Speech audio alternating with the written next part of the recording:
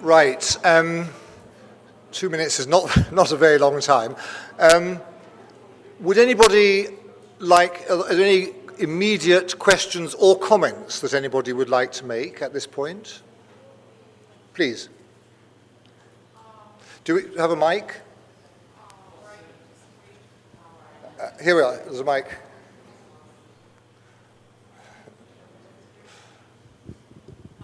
Hello, I'm Andrea. I'm representing Portugal, but I'm from Romania. And it happens that me and my colleague here, Krasimira from Bulgaria, we had the same concern, which is we really appreciated all the presentations, but one question and comment at the same time. We heard almost everything about the relationship, what we can do, what can be done to bridge those two, and the education and labor market. What about the bigger social context? What about the families? What about the mentalities? Because it's easy on paper, but when we go back to our countries, we face the resistance coming from the public. And the children go back home, and they know that their parents had one job for the entire their life. And that's this, especially in countries, in the country I come from, used to be a communist country. We had, my parents were different. But my parents' generation, they usually had one job. No continuing education, not such requirements, no public protection in any ways. So do you have anything in mind to touch the bigger reality? That's our question. Thank you. I think that's a very, very important question. And I think first of all, I think it needs to be an important part of the program to recognize the nature of this change and to put that into that context and to link it to the reality within families of the pupils that you're working with. So I think it needs to be, that dimension needs to be there. But secondly, it is very important to try and think of strategies for involving parents in these programs in an active way. Because if you do, then that bridge starts to be crossed. And it's not easy, but this is an area where parents actually have a lot to offer. And actually, if in a school you get together all the parents, you actually have a picture of the local labour market in a very big way, and of all the problems, because although many of them only had one job, some of them perhaps have lost that job, or that job is changing in a major way.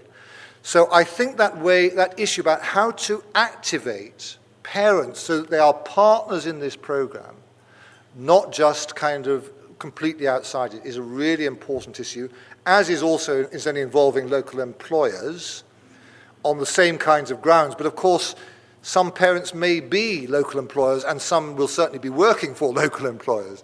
So in a way, they're two sides of the same kind of coin.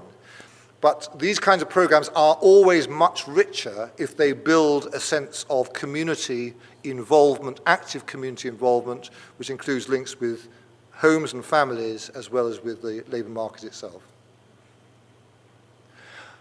One more comment or question? Okay, I'll move on, but there'll be another opportunity at the end. A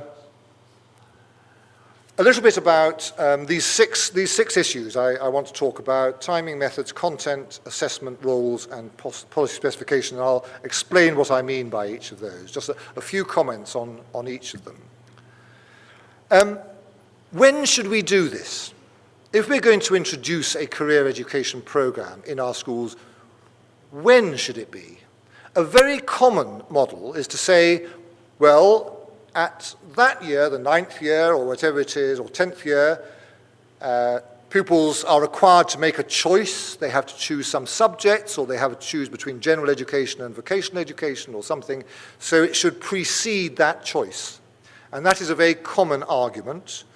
I think in Raimo's presentation, he talked about the notion of the orientation class, I think in Turkey and in Kosovo, and that's based on the notion there was a year where actually that's a major task, is to help young people to orientate themselves towards their future program. So that's a common argument and a valid argument, but there is also an argument to start much earlier, because young people's ideas about who they are and might become are formed very early. And if we're planning to intervene in that process, the earlier we start, the better. And it can be simple things. In the UK, we talk about career-related learning in primary schools. And indeed, in the United States, when they started career education, this was in the 60s, 70s, they talked about it being a kindergarten through grade 12 concept was the term. But it should start in kindergarten. Because actually many kindergartens and primary schools do things about what does the local baker, what's that do. They do talk about these things, but perhaps that can be extended a bit and built a bit so that it is starting to make them help children to think a little bit more about things that they might do and just giving that some shape. So there's some simple things which are often very creative and fun. Children often like to do these things, but we can start earlier. So I think there is an argument for starting earlier. Strong argument. In terms of methods, I've talked a bit about this. There is, of course, a role for didactic teaching, which is what I'm doing at this moment. But there is also a very important role for experiential learning using group processes with all kinds of exercises, role plays. The real game, Helmut mentioned, from Canada, which is being adapted in quite a number of countries, is all based on that kind of active learning with simulations, pupils being given roles which they have to act out in a real way, but within the classroom. So that's about experiential learning, and that's very, very powerful and important in this area, I would argue. But then there is also experience-based learning, which I see as being different, which is about learning within other sites, and particularly in the world of work. And many countries do have work experience programs and work shadowing programs where pupils go out and spend some time in workplaces. It might be a visit, but it might be actual work experience. In the UK, for example, almost all pupils go out in the penultimate year of compulsory schooling for at least a week, often 2 weeks. In Sweden, some time ago, it's changed a bit now, but they had the notion that all students should have at least 3 placements over time in 3 different sectors of the economy, partly to address gender issues, to extend the range of occupations that girls and boys might think were appropriate, but also to extend their awareness of their society. So the notion was they should do a placement in manufacturing, they should do something in the public sector and also in the kind of service sector. So it was about that kind of breadth. Shadowing is often really valuable. You don't, particularly for higher level jobs, you can learn a lot by spending a day following somebody around. And there have been some very interesting programs like Take Your Daughters to Work Day, under which girls follow perhaps their mother or their father at work to see what they do, because many children have no idea what their parents do at work. So allowing them to take them into the workplace and watch what they do and give them some things to do, but also to get some idea of the context and what a workplace is like. So there's lots of things that can be done in those terms. So how do we get the right balance between those different methods? The content, I've talked quite a bit about the DOTS model, and a lot of the content is there, but just a few comments about 3 other areas. The first is enterprise. I think Helmut picked up on this a bit as well, that it's important that when we talk about career education, we recognize we're not only talking about employment, it's also recognizing we can encourage people to think about the possibility of creating their own work through self-employment or even creating their own business. And that can be something some want to do soon, or it can be about something people might want to do later in their lives. But that notion that we don't have to wait for somebody to create a job for us, we can actually create our own business. And that is linked with a wider concept. There's a link with career education, are actually stronger in some ways, because there is a case for viewing all career development as a form of enterprise. There was a book published a few years ago which was in the States, I think it was, which was called "We Are All Self-Employed." We are all self-employed. And what the argument was, that with the advent of the global marketplace, the decline in job security, all things I referred to earlier, we all have to take more responsibility for maintaining our employability, including what we want to do, what skills we bring to the marketplace, and what others will pay us to do. And the underlying idea, and I think it's a very powerful idea, is my career is my business. My career, in two senses, my career is my business. In the end, I can't expect anybody else to manage this. I have to take responsibility. Of course, always working with others, but I have to take responsibility, so it's my business. But secondly, it is my business, in that sense that actually it is through our work that we get access to money which we can then use to do the other things we want to do in our lives. So it is a business. So it's a very powerful idea to actually encourage all students to think about career in that kind of way. So I think the links with enterprise are important. On the other hand, and Raimo alluded to this, there is a critique of this rationale on these grounds. This is an individualist idea. It's based on an individualist ideology. It neglects the role of collective responsibility. It neglects the role of the wider society. It neglects the political nature of work.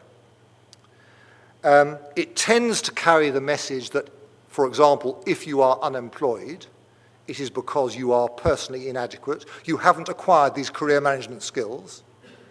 Whereas we all know that's not really completely true. There may be a bit of truth in it, but the reason why we have high unemployment in many of our countries at the moment is not because we've neglected career management skills. It's because of economic forces and the political responses to those forces, very significantly. Now, I think career management skills can help to address that, but it's got to be on that recognition that these things are broader.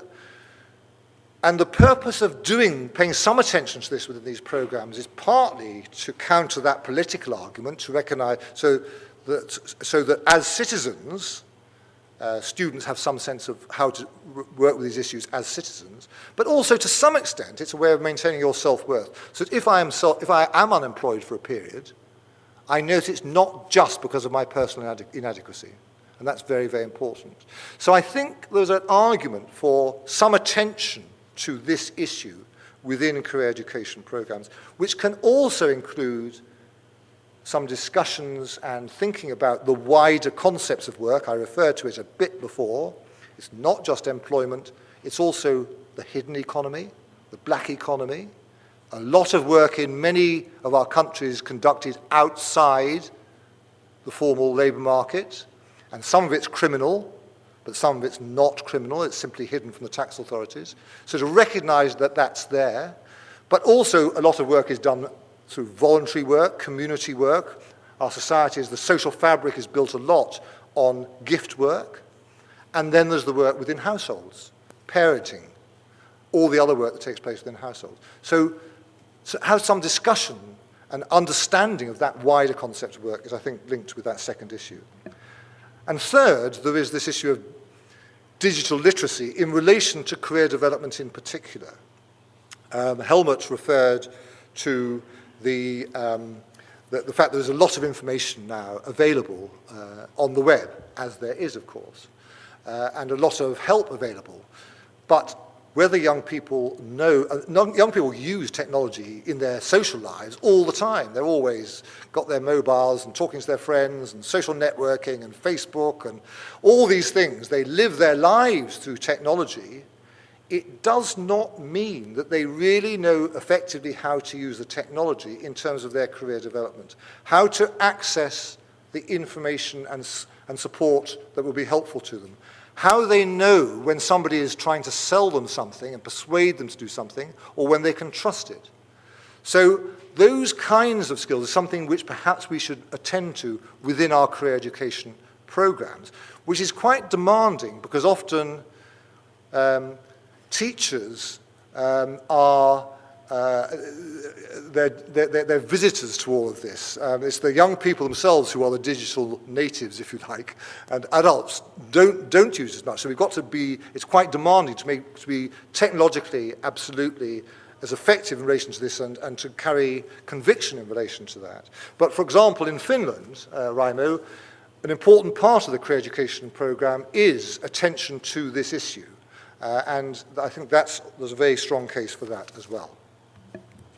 A bit about assessment. Difficult issue. I think Helmut mentioned this point that teachers tend to view themselves as preparing pupils for examinations, and if there aren't credits, that does question this issue about whether this is time we want to spend, we're spending time on. So should we offer an examination in this? And does that make sense? Well, and some countries have done this, actually, or tried to get some kind of formal accreditation of what is learned.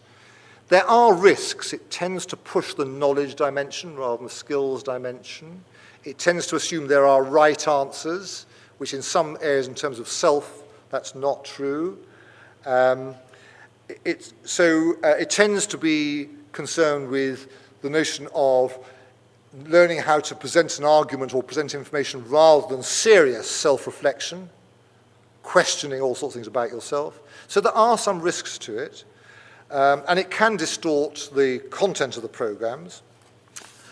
But there is an argument, and it may be there's an argument about whether we can develop forms of assessment which actually address the nature of the program and support the learning process. Assessment for learning as well as assessment of learning. So it's linked, and portfolios can be an important part of that. So the issue of assessment, how we build assessment into these programs, is an important and complex issue. The issue of roles,